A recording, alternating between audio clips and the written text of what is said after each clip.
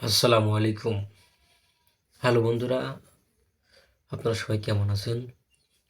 আজকের পরেতে আপনারা দেখতে পাচ্ছেন যে নতুন সিম কিংবা পুরাতন সেটে নতুন সিম তুললেই দেখতে পাচ্ছেন নো সার্ভিস দেখাচ্ছে। উপরে ক্লিক করলেই দেখা যাচ্ছে নো সার্ভিস, কোনো ইন্টারনেট পাচ্ছে না। এটা আজকে থেকে শুরু হয়েছে। এটার একটা সমাধান আছে। সেই সমাধানটাই আজকে আপনাদেরকে আমি দেখাবো। আপনারা দেখতে থাকুন। এই প্রবলেমটার ভিতরে আমি সারাদিন পড়েছিলাম আজকে। নিজেই সমাধান করছি, প্লাস একটু গবেষণা করার পর সমস্যাটি সমাধান করতে পেরেছি। এই জন্য আপনাদের মাঝেও শেয়ার করার জন্য আমি জাস্ট ভিডিওটা বানালাম, তাছাড়া অন্য কোনো সমস্যার জন্য না। ওকে বন্ধুরা, দেখতে থাকুন ভিডিওটি। এই জন্য সর্বপ্রথম আপনাকে আপনার ফোনের ডায়াল প্যাডে চলে যেতে হবে। সেখানে যে *16161# ডায়াল করতে হবে।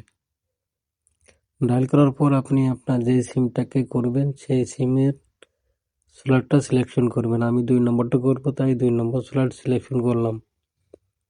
সিলেকশন করার পর নিচে দেখতে পাচ্ছেন দুটো অপশন আছে। 1 নম্বর ডি রেজিস্ট্রেশন, 2 নম্বর স্ট্যাটাস চেক। আমি 1 নম্বরে ক্লিক করলাম, ডি রেজিস্ট্রেশন নম্বরে। ক্লিক করার পর এখানে একটা পপআপ আসবে। এখানে আপনার সিমটি যে এনআইডি নাম্বারে তোলা সেই এনআইডি নাম্বারের লাস্টের 4টে ডিজিট দেওয়া লাগবে। আমি ডিজিটগুলো দিলাম। দেওয়ার পর এখানে আপনার আসবে হচ্ছে আপনার যে সিমটা আপনি কানেক্ট করতে চাচ্ছেন, নতুন সিম, সেই সিমের নাম্বারটা এখানে বসিয়ে দিবেন। বসিয়ে দেওয়ার পর রিটার্ন ওয়েট করবেন।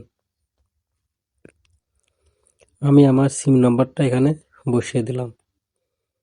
বসিয়ে দেওয়ার পর সেন্ড বাটনে একটি ক্লিক করবেন। সেন্ড বাটনে ক্লিক করার পর আপনার ফোনে একটা কনফার্মেশন এসএমএস চলে আসবে। এসএমএস আসার পর আপনি বুঝতে পারবেন যে আপনার সিমটা ডিভাইসের সঙ্গে কানেক্টিং হয়ে গেছে, মানে নিবন্ধন হয়ে গেছে।